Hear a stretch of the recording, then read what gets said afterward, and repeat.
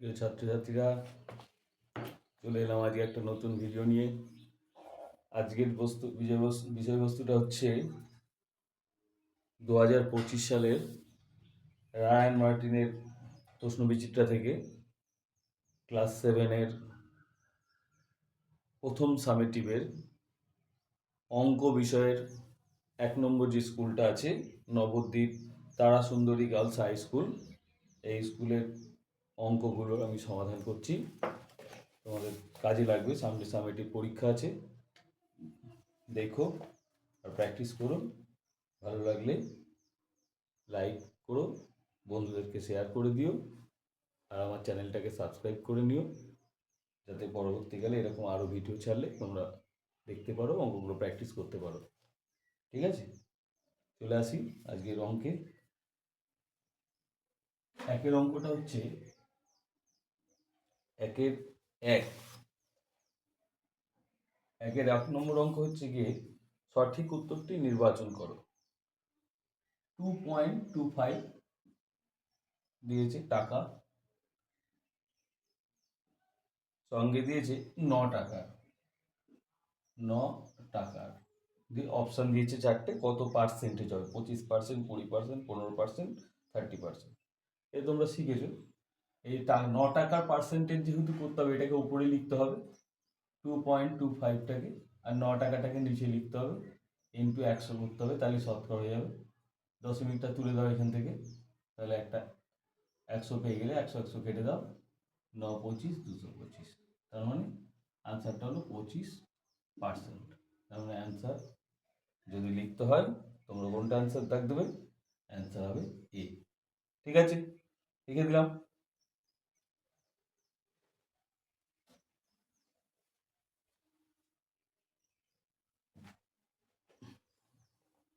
আচ্ছা, এবার 2 নম্বরটা হচ্ছে গিয়ে ফাঁকা ঘর পূরণ করো। একটা বক্স দেওয়া আছে, তারপর ইনটু দেওয়া আছে -1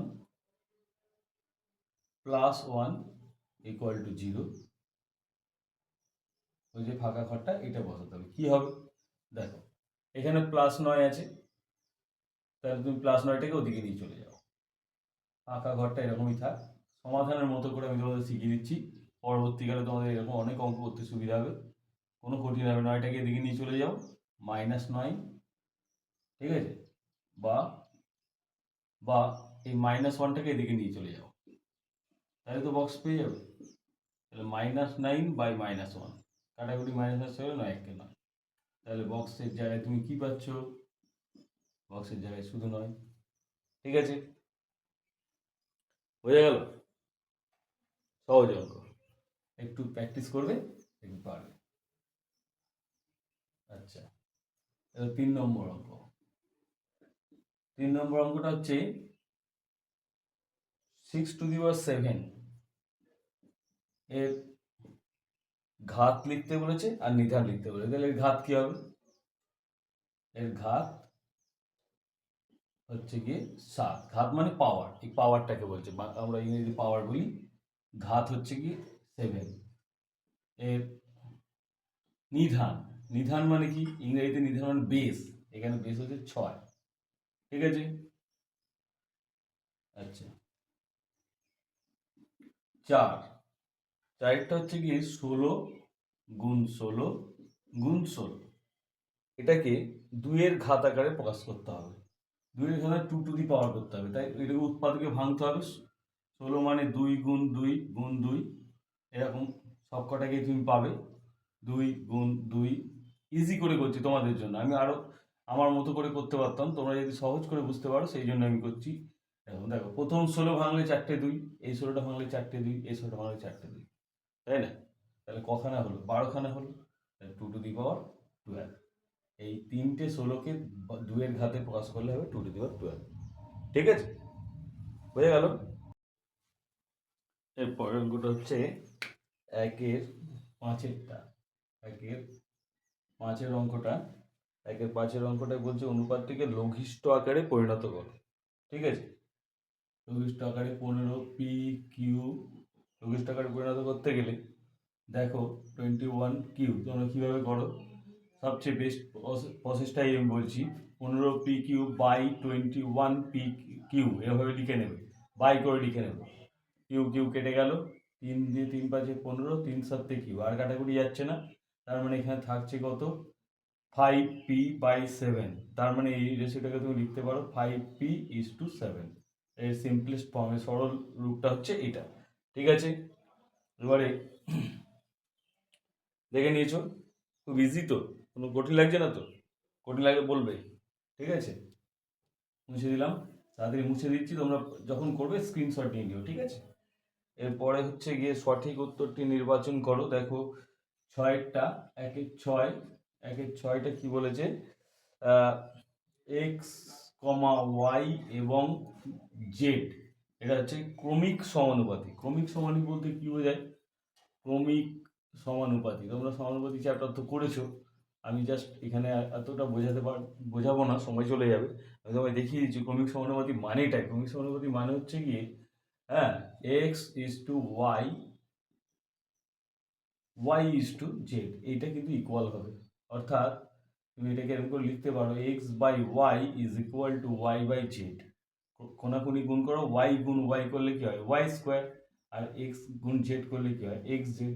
তাহলে এখানে দেখো তোমার কাছে অপশন দেওয়া আছে এ বি সি, তাহলে অ্যান্সারটা হবে, অ্যান্সারটা আমি পাশে লিখে দিলাম, অ্যান্সার হবে বি, অ্যান্সার হবে বি। ঠিক আছে, বিতে দেখো y square is equal to x z দেওয়া রয়েছে। ঠিক আছে, মুছে দিলাম।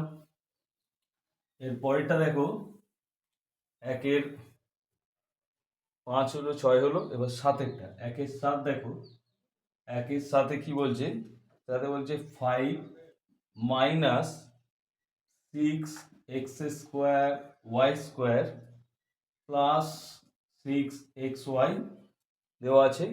দিয়ে বলছে সংখ্যামালায় x² সহগ কত। তাহলে এই সংখ্যামালায় x² কোথায় আছে, এখানে আছে x² সহগ, তাহলে কি আছে, তাহলে এই সংখ্যামালায়, এই সংখ্যামালায় একেবারে লিখে দিচ্ছি যেহেতু 1 নম্বরের প্রশ্ন। এই তো লিখছি না, বোর্ডে বাধা পড়ে যেতে পারে, আমি নিচে লিখছি, এই সংখ্যামালায় x² এর সহগ হচ্ছে গিয়ে -6y², মানে x² ছাড়া যা আছে সেটাই, চিহ্ন ইনক্লুডিং চিহ্ন, ঠিক আছে, এটা খেয়াল রাখবে কিন্তু অনেক সময় অনেকে চিহ্নটা বসায় না। ঠিক আছে, আর হচ্ছে পাশের চিত্রে, এবার পরের অঙ্কটা দেখো, 8 নম্বর অঙ্কটা। 8 নম্বর অঙ্কটা বলছে পাশের চিত্রে, 8 নম্বর অঙ্কটা, 8 নম্বরটা পাশের চিত্রে, পাশের ছবি দেখে, ছবিটা তোমার এঁকে নিচ্ছি সুবিধার্থে। এখানে ছবি এঁকে দিয়েছে এ বি সি কোণ দিয়ে, এ বি সি, এখানে কোণটা বলে দিয়েছে 50 ডিগ্রি, আর এখানে কোণটা বলে দিয়েছে 60 ডিগ্রি। ঠিক আছে, এই কোণটা কি বলেছে, বিএসি বার করতে বলেছি তোমায়। দেখো বিএসি ইজ টু কোণ এ বিসি কত, এ বিসি এই অনুপাতটা বার করতে বলেছে, ভালো কথা। দেখো বিএসি এটা তো 50 ডিগ্রি দেওয়াই আছে। ঠিক আছে, আর এবিসিটা কত হবে, এবিসি মানে এই কোণটা বলেছে, এই কোণটা কত, আমরা তো জানি ত্রিভুজের 3টে কোণের সমষ্টি 180 ডিগ্রি। তা 3টে কোণের সমষ্টি যদি 180 ডিগ্রি হয়, তার মধ্যে এইটা দেওয়া আছে 50, এটা 60, 50 60 কত হয়, 110। তাহলে 180 থেকে 110 বাদ দিলে কত হয়, 180 থেকে বাদ দাও 50 প্লাস 60, এটা বাদ দিয়ে দাও। ঠিক আছে, তাহলে কত হচ্ছে, 180 মাইনাস 110, তার মানে হচ্ছে কত, 70 ডিগ্রি। এটা করছি শর্ট কোশ্চেন তো, বেশি ডিটেলস করলে হবে না, বুঝেছো? তাহলে অ্যান্সার হয়ে গেল 5:7। ক্লিয়ার? আচ্ছা, তাহলে সব কটা শর্ট কোশ্চেন হয়ে গেল। এবার আসি 2-1 অঙ্কটাই। 2-1 অঙ্কটাই কি দেওয়া আছে দেখো, 6 কিগ্রা স্টেনলেস স্টিল তৈরি করতে 720 গ্রাম ক্রোমিয়াম লাগে, আর 11 কিগ্রা স্টেনলেস স্টিল তৈরি করতে কত কিগ্রা ক্রোমিয়াম লাগবে। ভালো কথা। তাহলে প্রথম ক্ষেত্রে বলে লিখি, প্রথম ক্ষেত্রে স্টেনলেস স্টিল, ঠিক আছে, স্টেনলেস স্টিল কতটা, 6 কিগ্রা বলেছে। এটাকে আমি 6000 গ্রামে নিয়ে চলে গেলাম, 6000 গ্রাম, কারণ আমি দেখেছি এখানে ক্রোমিয়ামটা গ্রামে আছে। তাহলে এবং ক্রোমিয়াম ক্রোমিয়াম সমান সমান 720 গ্রাম হলো। দ্বিতীয় ক্ষেত্রে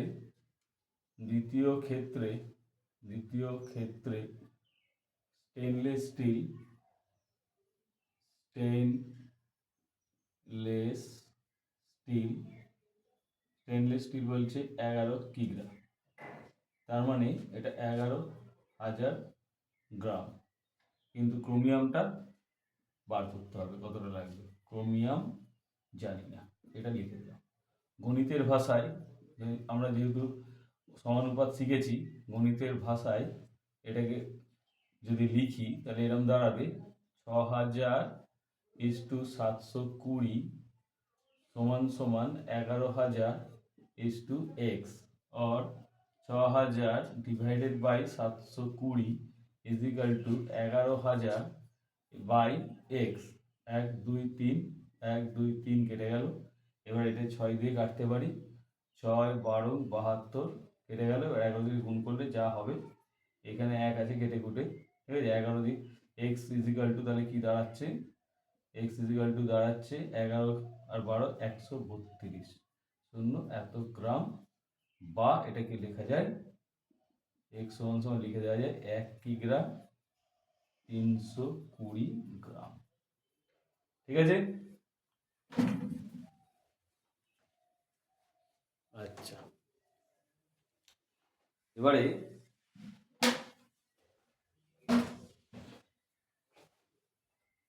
মুছে দিলাম এটা।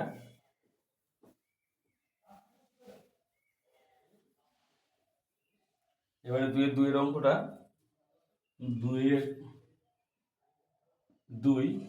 2 এর অঙ্কটা দেখো। 2 কি বলছে, তোমার শ্রেণীতে আজ 30% ছাত্রী এসেছে। তোমার শ্রেণীর মোট ছাত্রী সংখ্যা 60 জন হলে আজ কতজন ছাত্রী উপস্থিত হয়েছে। আচ্ছা, তাহলে আজ শ্রেণীর মোট ছাত্রছাত্রী, শ্রেণীর মোট ছাত্রছাত্রী, শ্রেণীর মোট ছাত্রছাত্রী কজন দেওয়া আছে, শ্রেণীর মোট ছাত্রছাত্রী কতজন দেওয়া আছে, 60 জন।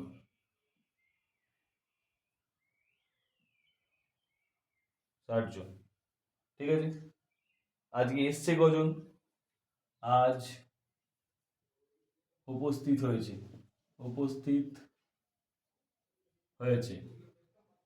কতজন, উপস্থিত হয়েছে 30%। সুতরাং আজ উপস্থিতির হার লিখো সবচেয়ে বড়, এটা তো হার, উপস্থিতির হার এইটা। সুতরাং আজ উপস্থিত হয়েছে, আজ উপস্থিত ছাত্রছাত্রীর সংখ্যা,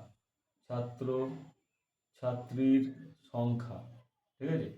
আজ উপস্থিত ছাত্রছাত্রীর সংখ্যা তাহলে কত হবে, 60 গুণ 30% করে দাও, 30%, তার মানে হচ্ছে 60 গুণ 30 বাই 100, 100 কে দাও 3 6 18 জন, 18 জন আজ উপস্থিত আছে, ঠিক আছে। আচ্ছা, এবারে 2 এর উত্তর লিখতে হবে, কিন্তু এগুলো প্রশ্ন তো উত্তর লিখতে হবে এখানে, ঠিক আছে। প্রশ্নের অঙ্ক যেহেতু উত্তর লিখবে। হ্যাঁ, আজ কতজন ছাত্রী উপস্থিত হয়েছে, আজ 18 জন ছাত্র ছাত্রী উপস্থিত হয়েছে, ঠিক আছে। এভাবে প্রত্যেকটা প্রশ্নে কিন্তু লিখবে। আমি যদি নাও লিখি, কোনোটাতে ভুলে যাই, তোমরা কিন্তু প্রত্যেকটাতে লিখবে। প্রশ্নের অঙ্ক যেহেতু উত্তর লেখাটা দরকার, অত্যন্ত প্রয়োজনীয়। এবারে 2 এর 3 এর অঙ্কটা, 2 এর 3 অঙ্ক খুব ইন্টারেস্টিং অঙ্ক। দেখো, এর আগেও তোমরা বইয়েই করেছো, বইয়েরই অঙ্ক প্রায়। মিলন একটি পরীক্ষা দিয়েছে, ওই পরীক্ষায় 10টা প্রশ্ন ছিল। তাহলে মোট প্রশ্ন কটা ছিল লিখে নি, মোট প্রশ্ন ছিল 10টি। ভালো করে বুঝবে, মোট প্রশ্ন ছিল 10টি। এবার পরীক্ষার্থীদের ঠিক উত্তরের জন্য 5 নম্বর, প্রতিটি ঠিক উত্তরের জন্য 5 নম্বর, প্রতিটি ভুল উত্তরের জন্য -2। তাহলে প্রতিটি ঠিক উত্তরের উত্তরের জন্য প্রতিটি ঠিক উত্তরের জন্য কত পাবে? প্রতিটি ঠিক উত্তরের জন্য পাবে 5 নম্বর। 5 নম্বর, ঠিক আছে। আর প্রতিটি ভুল উত্তরের জন্য হচ্ছে গিয়ে -2 নম্বর। এবার দেখা যাক যে মিলন কত পেয়েছে। মিলন বলছে মিলন 6টি প্রশ্নের ঠিক উত্তর দিয়েছে। তাহলে মিলন, সুতরাং মিলন 6টি ঠিক উত্তরের জন্য ঠিক উত্তরের জন্য পেয়েছে কত? পেয়েছে সঠিক উত্তরের জন্য পেয়েছে তাহলে 6টা, মানে 6 × 5 মানে 30 পেয়েছে, ঠিক আছে। মিলন আর 4টে ভুল করে, তাহলে 4টি ভুল উত্তরের জন্য, ভুল উত্তরের জন্য উত্তরের জন্য পেয়েছে কত? 4টে ভুল উত্তর। 4 × -2 মানে 8 পেয়েছে, -8। তাহলে তার প্রাপ্ত নম্বরটা কত হলো? সুতরাং মিলনের প্রাপ্ত নম্বর, মিলনের প্রাপ্ত নম্বর হচ্ছে গিয়ে 30 থেকে তাহলে 8 বাদ দিয়ে দাও, তাহলে সে পেয়েছে হচ্ছে গিয়ে 22। ঠিক আছে, বোঝা গেল? আচ্ছা, এবার আমি 4-এর অঙ্কটা করব। 4-এর অঙ্কটা দেখো। 4-এর অঙ্কটা হচ্ছে গিয়ে 4-এর অঙ্কটা কি বলেছে? নিচের অনুপাতগুলির মিশ্র অনুপাত নির্ণয় করো। একেবারেই সোজা। কতগুলো অনুপাত তোমার কাছে দিয়ে দিয়েছে, দেখো অনুপাতগুলো কি কি দিয়েছে। 8:6, তারপর কমা দিয়ে 3:6, এবং আরেকটা অনুপাত দিয়েছে 26:13। মিশ্র অনুপাত মানে হচ্ছে প্রত্যেকটা এই অনুপাতগুলির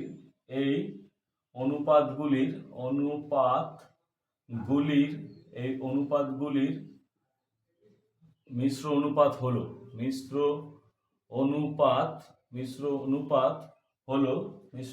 হলো কি? প্রত্যেকটা পূর্বপদকে গুণ করো। 8 × 3 × 26 6 × 13, ঠিক আছে। এই হচ্ছে মিশ্রণ। প্রত্যেকটা পূর্বপদ গুণ করে দিলে আর প্রত্যেকটা পশ্চাৎপদ গুণ করে দিলে যে তারপর যে তাদের যে রেশিও, সেটা হচ্ছে কি মিশ্র অনুপাত। এটাকে একটু সরল করার জন্য আমি উপর নিচে লিখে নিচ্ছি অনুপাতটাকে। 6 × 6 × 13, তোমরা এরকম করবে, কাজটা ইজি হবে। 13 দুগুণে 26, 3 দুগুণে 6, 2 2 কেটে গেল, দেখো 2 4 দুগুণে 8, 3 দুগুণে 6, তার মানে জিনিসটা দাঁড়ালো 4:3, ঠিক আছে। এবং এটা হতো এটি একটি গুরু অনুপাত। যে অনুপাতের পূর্বপদটা বড় হয় উত্তর পদের চেয়ে, সেটা হচ্ছে গিয়ে গুরু অনুপাত, ঠিক আছে। বুঝতে পেরেছ? আচ্ছা, বুঝে দিচ্ছি, হ্যাঁ। আচ্ছা, এবারে 5-এর অঙ্কটা দেখো। 5-এর অঙ্কটা 2-এর 5 বলছে 3টি সংখ্যা ক্রমিক সমানুপাতে আছে। প্রথম আর তৃতীয় সংখ্যাটি দেওয়া আছে 8 এবং 4.5। তাহলে মধ্য সমানুপাতিটি কত? খুব সোজা। ধরি মধ্য সমানুপাতিটি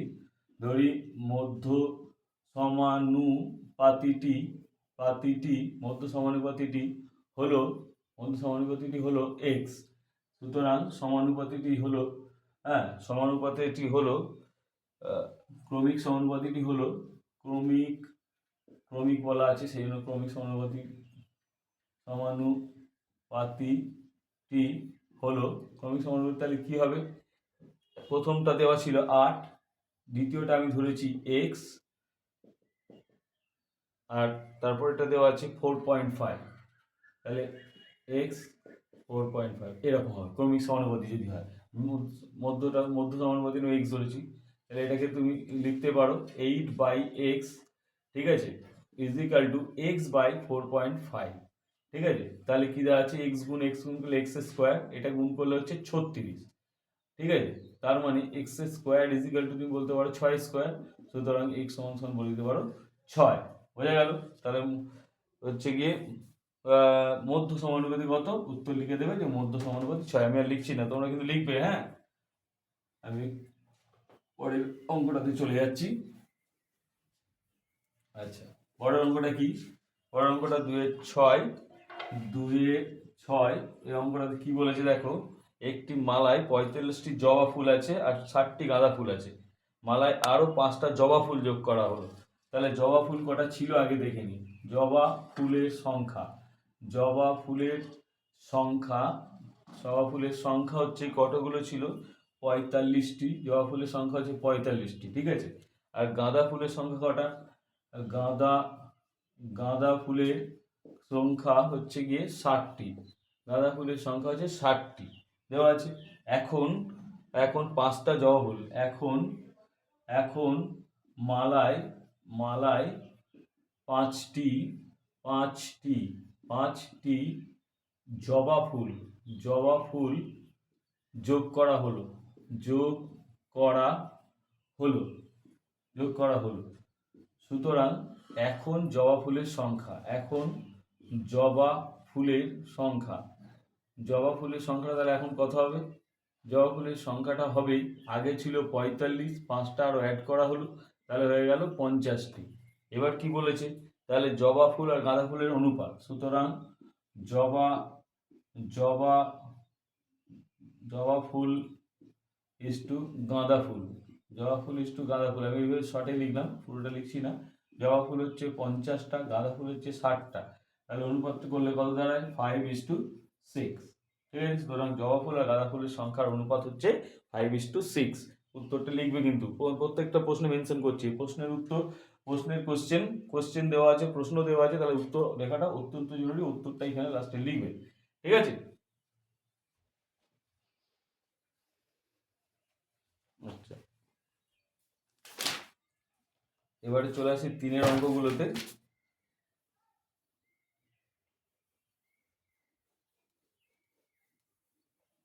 3-এর অঙ্কগুলো দেখো। 3-এর অঙ্ক, 3-এর অঙ্ক কি বলছে? মান নির্ণয় করো। মান নির্ণয় করতে বলেছে।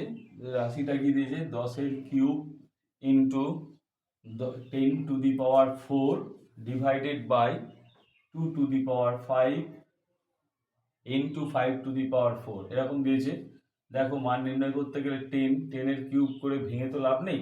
10টাকে করে দাও 5 গুণ 2 তার কিউব, এটাকেও করে দাও 5 গুণ 2 তার ⁴। আচ্ছা, 2⁵ যেমন আছে থাক, 5⁴ যেমন আছে থাক।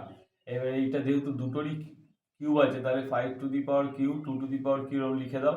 এখানে 5⁴, 2⁴ লিখে দাও। আর নিচে এখানে 2⁴ ইন্টু 5⁴, 2⁵ ছিল 5 আর 5⁴ ছিল, তাহলে এটা কেটে দাও। 2⁵ গেল, 2⁵ এখানে কেটে গেলে 2 থাকে। এবার এটা কেটে গেলে এখানে 2⁵ থাকবে। তার মানে অ্যান্সারটা হচ্ছে 5⁵ মানে হচ্ছে 125, আর 2⁵ মানে হচ্ছে 4, গুণ করলে হচ্ছে কি 500। ঠিক আছে, এটা হচ্ছে এর মান। হয়ে গেল।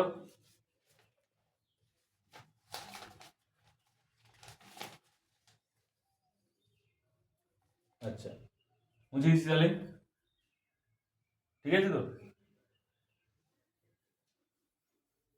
আচ্ছা, এবারে এরই অথবাটা, এতে অথবাতে আবার একটা অঙ্ক দিয়েছে দেখো, সেটাও মান নির্ণয় করো।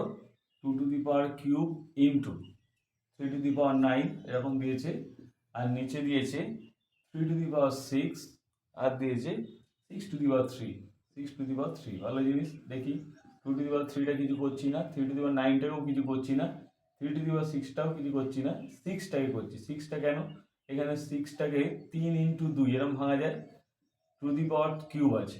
পরের লাইনে 2-এর কিউব ইন্টু 3⁹, এখানে 3⁶ ইন্টু 3⁵ ইন্টু 2⁵, এভাবে লেখা যায়। এবার এখানে দেখো 2⁵ কেটে যাচ্ছে, আর 3⁶ আর 3⁵, মানে 3⁹ হচ্ছে, তাহলে এগুলো সব কেটে যাচ্ছে, 1 পড়ে থাকছে, তাহলে এটার মান হচ্ছে 1। ঠিক আছে, ঠিক আছে তো। বুঝতে অসুবিধা হয় কমেন্ট করে জানিও, যথাসম্ভব ইজি করে বোঝানোর চেষ্টা করছি। এই আয়তক্ষেত্র দেখো, এবার পরের অঙ্কটা, 2-এর অঙ্কটা, 3-এর 2 বলছে একটি আয়তক্ষেত্রের দৈর্ঘ্য 4x+1। লিখে নি, আয়তক্ষেত্রটির দৈর্ঘ্য সমান সমান x+1 বলেছে না, 4x+1 বলেছে, 4x+1 মিটার। ভালো কথা, 4x প্লাস 1 ব্র্যাকেট দিয়ে দেখলাম। আবার কি বলেছে, আয়তক্ষেত্রের প্রস্থ 3x মিটার। আয়তক্ষেত্রটির প্রস্থ দেওয়া আছে 3x মিটার, ঠিক আছে। এবার কি বার করবে, ক্ষেত্রফল। তাহলে আয়তক্ষেত্রটির ক্ষেত্রফল, এবার তোমরা বলো, তোমরা আগে শিখেছো, শিখছে আয়তক্ষেত্রের ক্ষেত্রফলের সূত্র কি, দৈর্ঘ্য ইন্টু প্রস্থ। তাহলে দৈর্ঘ্য এনে কি দেওয়া আছে 4x প্লাস 1, প্রস্থ কি দেওয়া আছে 3x। দেখো এই গুণটা তো শিখেছো তোমরা, 3x এর সঙ্গে 4x গুণ করতে হবে, 12x স্কোয়ার হবে, 3x এর সঙ্গে 1 গুণ করতে হবে, তাহলে 3x হবে, ঠিক আছে। এই হচ্ছে, এককটা লিখতে ভুলো না, বর্গ মিটার। ক্ষেত্রফলের একক সবসময় বর্গ মিটার হয়, বর্গ দিয়ে হয়, যা থাকবে এখানে। আচ্ছা, ঠিক আছে, সহজ অঙ্ক, সেই জন্য বেশিক্ষণ সময় নিচ্ছি না, তোমরা টুকে নেবে। আর তাড়াতাড়ি করে টুকতে না পারলে ভিডিওটা পজ করে দিও বা স্ক্রিনশট নিয়ে নিও, যা খুশি, যেটা ভালো লাগে।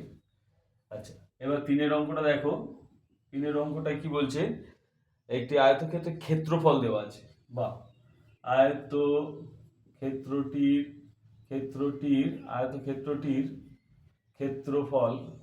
ক্ষেত্রফল দেওয়া আছে কত, আয়তক্ষেত্র 8x স্কোয়ার বর্গ একক। আর কি দেওয়া আছে, ক্ষেত্রফল দেওয়া আছে, আর দেওয়া আছে দৈর্ঘ্য। আয়তক্ষেত্রটির দৈর্ঘ্য দেওয়া আছে কত, দৈর্ঘ্য দেওয়া আছে 4x একক, ভালো জিনিস। এবারে প্রস্থ বার করতে বলেছে। প্রস্থ বার করতে গেলে সুতরাং আয়তক্ষেত্রটির প্রস্থ কিভাবে বার করে, ক্ষেত্রফলকে মানে 8x স্কোয়ারকে দৈর্ঘ্য দিয়ে 4x দিয়ে ভাগ করলেই হয়ে যাবে। তাহলে 8x square divided by 4x, তোমরা ভাগ করতেও শিখেছো এই চ্যাপ্টার 7-এ, 4 দুগুণে 8, x স্কোয়ার দিয়ে রেখে দিলে x থাকে, তার মানে 2x একক। এটা হচ্ছে প্রস্থ, ঠিক আছে। আচ্ছা, এবারে এটা মুছে দিচ্ছি। 3-এর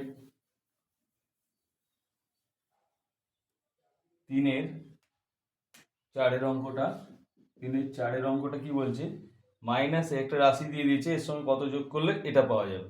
আচ্ছা, কত যোগ করলে যেহেতু এটা পাবে, তাহলে ওটা থেকে পরেরটা যেটা যোগ করলে যেটাকে পাওয়া যাবে সেটা থেকে এটা বিয়োগ করে দিলে হয়ে যাবে। তাহলে আমি একেবারে ডাইরেক্ট টুকছি, -14x স্কোয়ার, এটা দেওয়া আছে +11x -3, এটা বলেছে পাওয়া যাবে কত থেকে, কার সঙ্গে যোগ করতে হবে না, -8x² + 8x + 1 এর সঙ্গে যোগ করলে ভালো জিনিস। -14x² + 11x -3, মাইনাসে মাইনাসে +8x² -8x -1, তাহলে এর সঙ্গে এটা কি দেখো, সমজাতীয় রাশি ছিল, 14x² + 8x² + 11x -8x -3 -1, সমজাতীয় রাশিগুলোকে মানে সদৃশ্য রাশিগুলোকে পাশাপাশি লিখেছি। এটা থেকে এটা গেলে থাকে 6x², এটা যোগ থাকলে হচ্ছে 3x, আর এখানে -4, বোঝা গেল। আচ্ছা, আর একটা অঙ্ক আছে 3-এর, এটা করে দিলে 3-এর অঙ্কগুলো শেষ হয়ে যাবে। আর 4-এগুলোতে জ্যামিতি আছে, ওগুলো স্কেল পেন্সিলের সাহায্যে করতে হবে। 5-এর অঙ্কটা লাস্ট অঙ্ক 3-এর, ঠিক আছে। 3-এর 5 নম্বর অঙ্কটা হচ্ছে গিয়ে কি আছে, সরল করো। দেখো একটা কতগুলো রাশি দিয়ে সরল করতে, 2x -6x দিয়ে ব্র্যাকেটের মধ্যে দেওয়া আছে 5 -8x -3y এটা দেওয়া আছে, ঠিক আছে। তাহলে এখানে 6x দিয়ে গুণ করতে হবে, গুণ করো, 6x × 5 30x, এটা গুণ করো, মাইনাস মাইনাসে প্লাস, 6টা 48 x², এটা মাইনাস মাইনাসে প্লাস, 3 6 18 xy, ঠিক আছে। এবারে দেখো এইটার এটা যোগ বিয়োগ হবে, সদৃশ্য রাশি, 30 থেকে 2 যাবে 28x plus 48x² plus 18xy, ঠিক আছে। 3-এর অঙ্কগুলো শেষ হয়ে গেল, বুঝতে পেরেছো। আর এরপরে যেগুলো আছে জ্যামিতি, এগুলো তো কাটা কম্পাস ছাড়াও দেখানো সম্ভব নয়, তবু আমি তোমাদের একটু আইডিয়া দিচ্ছি। 75 ডিগ্রি, 4-এর 1-এরটা দেখো 75 ডিগ্রি কোণ আঁকতে বলেছে। কি করে আঁকবে, প্রথমে একটা দাগ টেনে নিলে, এবার যে কোনো মাপে একটা বৃত্তীয় টানবে, হলো। এবার এখানে কম্পাসটা বসিয়ে একটু নিচু করে রাখি, বুঝতে সুবিধা হবে তোমাদের। জাস্ট আমি এটা আঁকছি, তোমরা নিজেরা করবে স্কেল পেন্সিল দিয়ে। স্কেল দিয়ে একটা দাগ টানলে, তারপর একটা যে কোনো মাপে একটা বৃত্তীয় টানলে, তারপর কম্পাসটাকে এখানে বসে একটা মাপ নিলে, এটা 60 ডিগ্রি, এখান থেকে বসে আরেকটা দাগ টানলে এটা 120 ডিগ্রি। কম্পাসটা এখানে বসিয়ে এখানে একটা বৃত্তীয় টানলে, এখান থেকে বসে আর একটা বৃত্তীয় টানলে, দিয়ে এটার সঙ্গে এই পয়েন্টটাকে যোগ করো, এটা হচ্ছে 90 ডিগ্রি। এবার এখানে কম্পাসটা বসাও, একটা বৃত্তীয় টানো, এইখানে 60 কম্পাসটা বসাও, আরেকটা বৃত্তীয় টানো, দিয়ে এটাকে যোগ করো, দিয়ে এটা তুমি পাবে হচ্ছে 75 ডিগ্রি কোণ। একটা আইডিয়া দিলাম, এই আইডিয়া দিয়ে তোমরা কম্পাস পেন্সিল দিয়ে করবে, ঠিক আছে? আচ্ছা, একটু নিচে দেখালে মনে হয় ভালো, ঠিক আছে। একটা যে কোনো মাপের দাগ কাটলে কম্পাসটা এখানে বসিয়ে যে কোনো মাপের বৃত্তীয় টানলে, এখান থেকে বসিয়ে কম্পাস টানলে এটা 60 ডিগ্রি কোণ, এখান থেকে বসিয়ে কম্পাসটা বসিয়ে আবার একটা বৃত্তীয় টানলে, এখান থেকে বসিয়ে একটা দাগ বৃত্তীয় টানলে, এখান থেকে বসে একটা বৃত্তীয় টানলে, দিয়ে এটাকে যোগ করে দিই, এটা হচ্ছে 90 ডিগ্রি। এবার কম্পাসটা এখানে বসালে, দিয়ে এখানে একটা বৃত্তীয় টানলে, কম্পাসটা এখানে বসে এখানে আরেকটা বৃত্তীয় টানলে, দিয়ে এটা যোগ করলে, এইটা হলো তোমার 75 ডিগ্রি। ঠিক আছে, তোমরা ঠিক করে আমার কাছে কম্পাস পেন্সিল নেই, সুতরাং আমি এভাবে দেখিয়ে দিলাম, তোমরা এটা আঁকবে, ঠিক আছে? আশা করি পারবে। আর দুয়েরটা দেখো, দুয়েরটা কি বলে, চাঁদার সাহায্য ছাড়া স্কেল ভেঙে 90 ডিগ্রি কোণ অঙ্ক করো। এই তো 90 ডিগ্রি এখনই আঁকলাম, দেখতেই পেলে 90 ডিগ্রি কিচ্ছু না, সহজ আঁকা। এরকম এরকম দাগটা টানলে, এইবারে তুমি এখানে কম্পাসটা বসাও, দিয়ে একটা নির্দিষ্ট সময় পিছিয়ে টানো, কম্পাসটা এবার এইখানে বসাও, এখানে দাগটা টানো, এটা 60 ডিগ্রি, কম্পাসটা আবার এখানে বসাও, এর ওপর আবার একটা দাগ টানো, এটা হলো 120 ডিগ্রি, কম্পাসটা এখানে বসাও, এখানে একটা দাগ পাবে, এখানে একটা দাগ পাবে, এই দুটোকে যোগ করে দাও, যেটা পাবে সেটাই 90। এবার এটাকে আবার সমদ্বিখণ্ডিত করতে বলেছে, আরও ব্যাপার। এটা 90 ডিগ্রি হলো, কম্পাসটা এইখানে বসাও, দিয়ে একটা বৃত্তীয় টানো, কম্পাসটা এখানে বসাও, দিয়ে একটা বৃত্তীয় টানো, দিয়ে এটাকে যোগ করে দাও, এখানে 45 ডিগ্রি অ্যাঙ্গেল পেয়ে যাবে, ঠিক আছে? তা হাফ হয়ে গেল, ঠিক আছে? বোঝা যাচ্ছে তো? কম্পাস ছাড়া আঁকছি কিন্তু, তোমরা আঁকবে ভালো করে, ঠিক আছে? সিস্টেমটা বুঝিয়ে দিচ্ছি, হ্যাঁ, কীভাবে আঁকতে হবে তার সিস্টেমটা জাস্ট বুঝিয়ে দিচ্ছি। এবার 4-3-এরটা দেখো, 4-3-এরটা যে স্কেল কম্পাস ছাড়া, স্কেল কম্পাসের সাহায্যে 15 ডিগ্রি কোণ, দেখো বাহ, একটা ওই একইভাবে টানলে, কম্পাসটা এখানে নিলে, একটা বৃত্তীয় টানলে, এখান থেকে বসালে কম্পাসটাকে, দিয়ে এখানে বৃত্তীয় টানলে, এটা 60 ডিগ্রি, তোমাদের আগেই বলেছি। এবার এখানে কম্পাসটা বসালে, দিয়ে একটা বৃত্তীয় টানলে, এখানে কম্পাসটা বসালে, এখানে একটা বৃত্তীয় টানলে, এটা পেয়ে গেলে। এটা কি পেলে? এটা পেলে হচ্ছে কি 30 ডিগ্রি, এটা 30 ডিগ্রি। এবার এখানে বসে আবার একটা বৃত্তীয় টানলে, এখানে বসে আরেকটা বৃত্তীয় টানলে, দিয়ে এর সঙ্গে যোগ করে দিলে, এটা পেলে 15 ডিগ্রি। হয়ে গেল। এভাবে তোমরা আঁকবে বাড়িতে। তাহলে প্রথম স্কুলের সমস্ত অঙ্কগুলো হয়ে গেল। তোমরা বাড়িতে এগুলো দেখে মন দিয়ে ভালো করে প্র্যাকটিস করবে, এবং এটাকে আমার চ্যানেলটাকে সাবস্ক্রাইব করে রেখো, তাহলে এইভাবে আমি আগামীতে সব স্কুলের কোশ্চেনগুলোই করে দেবো, এবং তোমরা প্র্যাকটিস করবে, তাহলে দেখবে ফার্স্ট সেমিস্টার পরীক্ষায় ভালো মার্কস উঠবে, ঠিক আছে? আর কোথাও বুঝতে হলে কমেন্ট করবে, তাহলে যদি কোনো বুঝতে অসুবিধা হয়, যে এই জায়গাটা বুঝতে পারলাম না, তাহলে একটু কমেন্ট করো, কমেন্ট করলে আমি বুঝতে পারবো, তাহলে সেই পার্টিকুলার জিনিসটার উপর আবার একটা ভিডিও করে তোমাদের বুঝিয়ে দেবো, ঠিক আছে? ওকে, বাই বাই।